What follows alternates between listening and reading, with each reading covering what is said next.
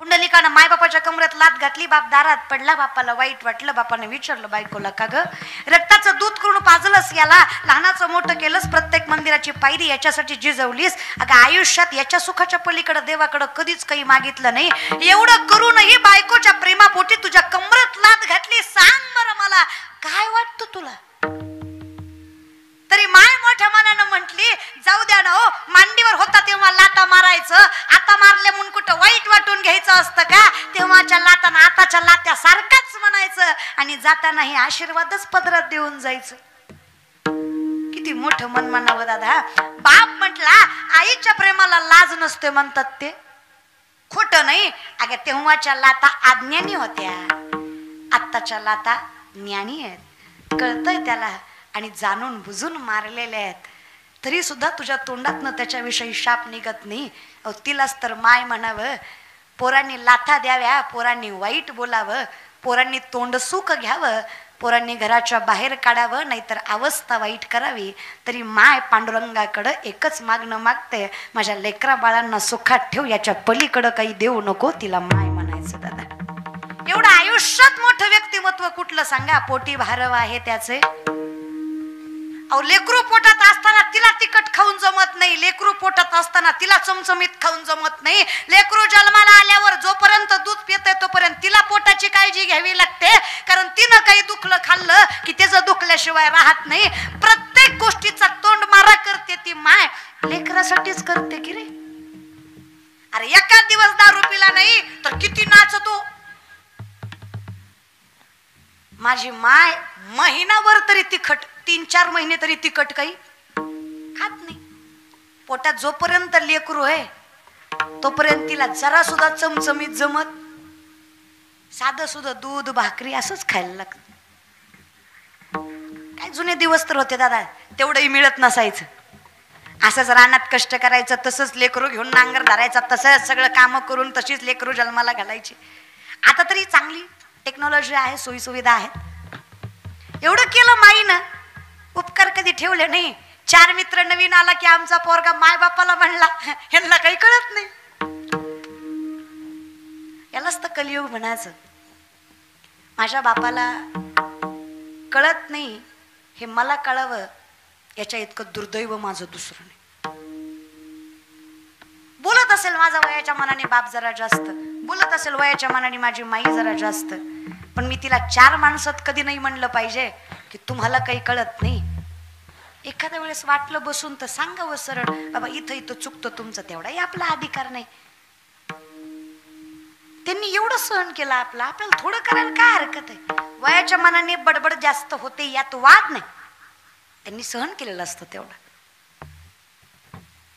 काय वाटत असेल त्या बापाला जेव्हा 4 नवीन माणसं तुमच्या घरात येतात आणि तुम्ही पैशाच्या माजावर त्या 4 माणसांसमोर बापाला म्हणता काही केलं नाही यांनी आमच्यासाठी, काही केलं नाही, काही कळत नाही, यांना बोलायचं कळत नाही, वागायचं कळत नाही. यात तुमची इज्जत जाते रे. तुम्ही तुमच्या बापाला किंमत देऊ शकत नाही, तुम्ही लोकांना काय देणार ही लोक तिथंच समजून जातात.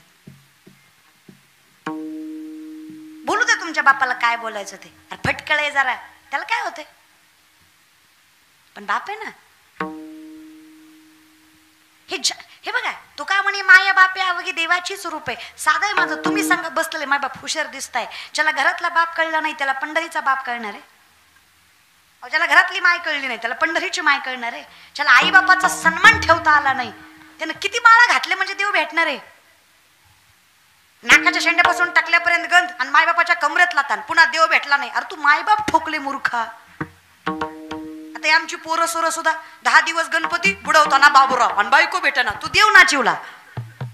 काय परमार्थ कसला करता रे? नवरात्राचे उपवास, दसऱ्या दिवशी बोकड, देवी कुपती म्हण पोत्यात घालून हाणला पाहिजे सांगणारा बिन करणारा बी. तुम्हाला खायचे तुम्ही दिवसातनं 3दा खा, देवाच्या नावावर कशाला घालवता? मला कळतच नाही तुमच्या परमार्थाची गत. महाराज लोकांच्या पाया पडल्यावर लेकरू होतं म्हणा, अरे भूतोय का काय तू? प्रॅक्टिकली पण विचार करत जा ना जरा. अशी महाराज लोकांच्या पाया पडण्याने तुला पोरं झाली असती, जगानं बायको काय बॉम्बलाई केली असती वय रे. मी नाही रे म्हणत, तुकोबर आहे म्हणतात, 900 कन्या पुत्र होती तरी का करणे लागे पती. नेने फुंको कान नाही एकांतीचे ज्ञान. थोडे शिकले की देवाला नाकारतात आणि नाही शिकले की चुकीचा देव स्वीकारतात. कायच करावं बाबा, लय शिकलेले विषयाने नाही. I don't believe in God. Okay, no issue. तू देवाला मानत नाही, तुझ्या प्रारब्धाचा भाग आहे बाबा. देव मानायला भाग्यला लागतं. उगा आलतू फालतूचं काम आहे वय. माणसं म्हणतात निघालो होतो कीर्तनाला, आलो नाही. काही आलतो पण बसलो नाही, काही बसलो पण मधनच आलो, काही म्हणतात शेवटपर्यंत बसलो पण कळलंच नाही. अरे तुझी चूकच नाही. तुमचं मन भजनात रमत नाही, यात तुमची चूक नाही. माझे माऊली सांगतात पूर्वजन्मीचं पाप तुम्हाला सत्य कर्म करू देत नाही. ही सगळ्यात मोठी सत्यता आहे. आणि आयुष्यात सगळ्यात मोठं सत्य एकच आहे, सत्य तू सत्य तू सत्य तू विठ्ठला. बाकी सगळे जगत भास आहे. नामासे विनमुख तू नर पापिया हरिविन धावया. आम्ही कुठं कशाला म्हणतोय काय ते म्हणतात रे दादा.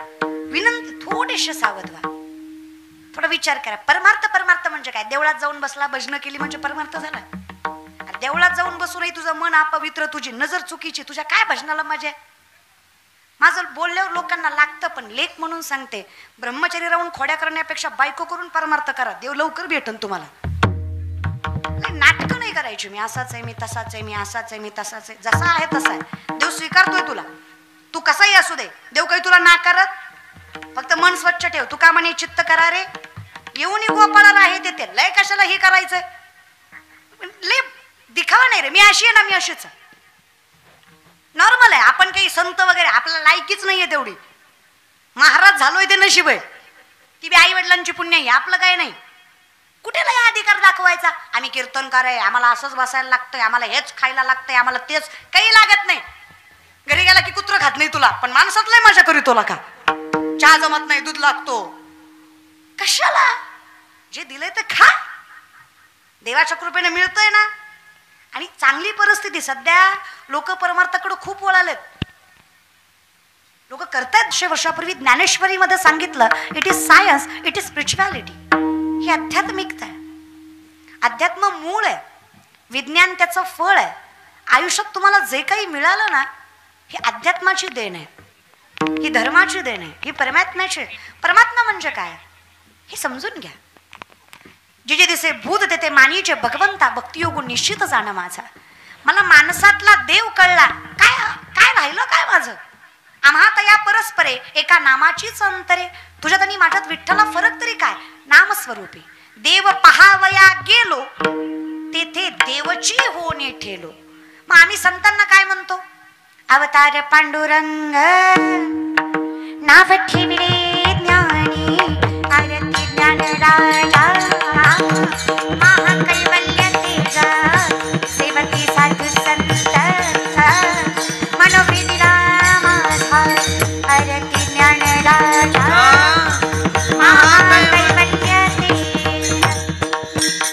आम्ही सांगतो चातुचेनी सांडसे खंडी जपे पाणी राज हमसे, तुझं ज्ञान विज्ञान तैसे वाटून देऊ. आम्ही तुम्हाला सांगू खरं काय आणि खोटं काय. आणि ते खरं एकच आहे.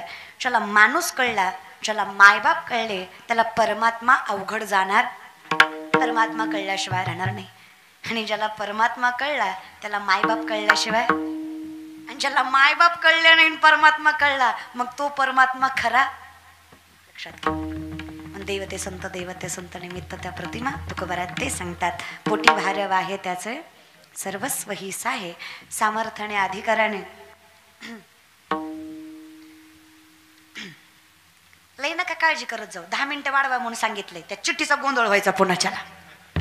माणसं अख्खं कीर्तन लक्षात ठेवत नाहीत, पण चिठ्ठी लक्षात ठेवणार.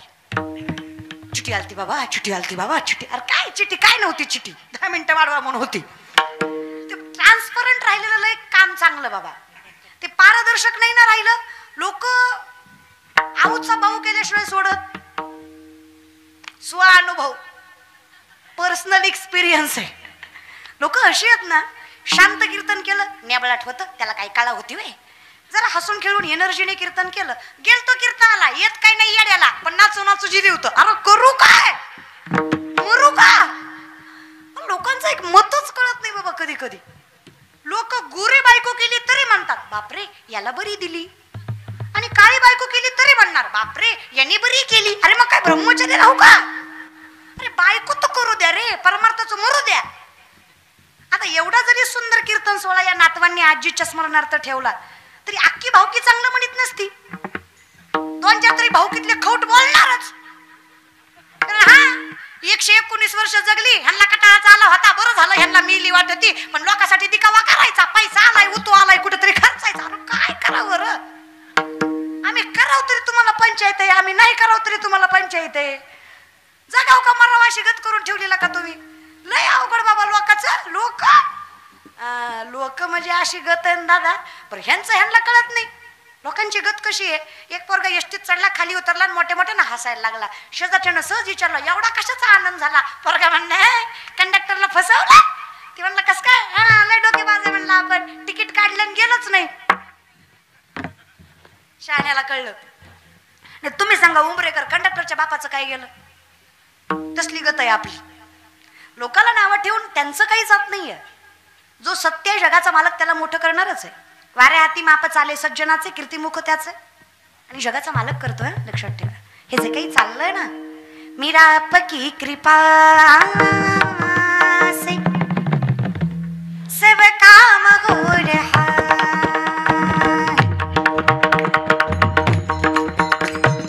मीरा आपकी कृपा से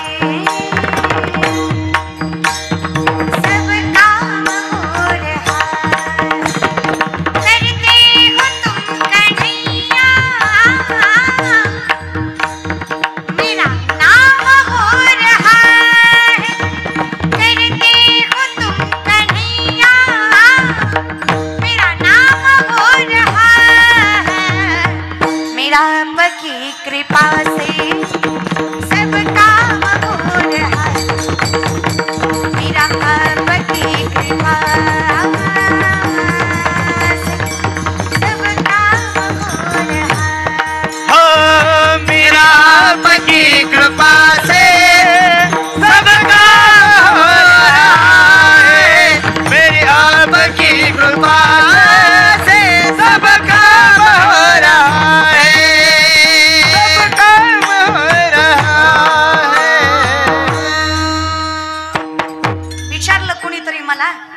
कोणीच नव्हतं तुम्हाला. आज मागे पुढे माणसं फिरतात. परिस्थिती वाईट होती तुमची. आज बंगल्या गाड्या निशी होत आहे. एवढं कसं झालं? पतवार के बिना ही मेरी नाव चल रही है, हैरान है जमाना मंजिल भी मिल रही है, करता नहीं हो कुछ भी फिर भी नाम हो रहा है, मेरा आपकी कृपा से ये काम हो रहा है. मी करत नाही याचा अर्थ मी कष्ट केल्याशिवाय देव मला देत नाहीये. कष्ट करावंच लागतं. आता ही तुम्ही सगळी राजकीय मंडळी इथं बसलात, आमदार साहेब आहेत, बरीच राजकीय मंडळी आहे. राजकारणात सुद्धा आहे ना, आता आचारसंहिता वगैरे चालू झाली, आता इलेक्शन जवळ आलं विधानसभेचं.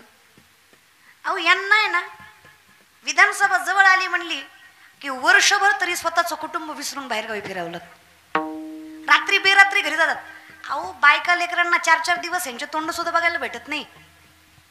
तुम्हाला प्रत्येक गोष्ट जी साधी वाटतं ना, मी कीर्तनाच्या व्यासपीठावर सांगते, क्षेत्र कुठलंही असू द्या, आता बसलेले म्हणते ना त्याला काय असतंय, सत्ता यायची पण फिरते ती.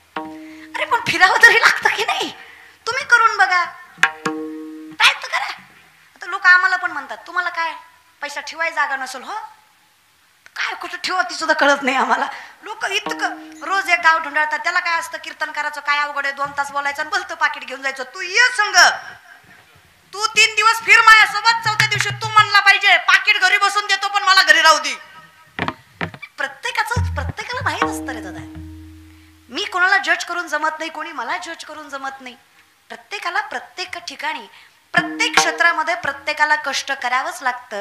एखादा व्यक्ती जर एखाद्या वृद्धिंगतेवर आहे, एखाद्या पदावर आहे, एखाद्या सामर्थ्यावर आहे, तर त्याच्या माठेमागं त्यानं केलेली तपश्चर्या, त्यानं केलेला त्याग असतो. त्याच्याशिवाय त्याला कुठलंच पद आणि कुठलीच वृद्धिंगता मिळत नाही.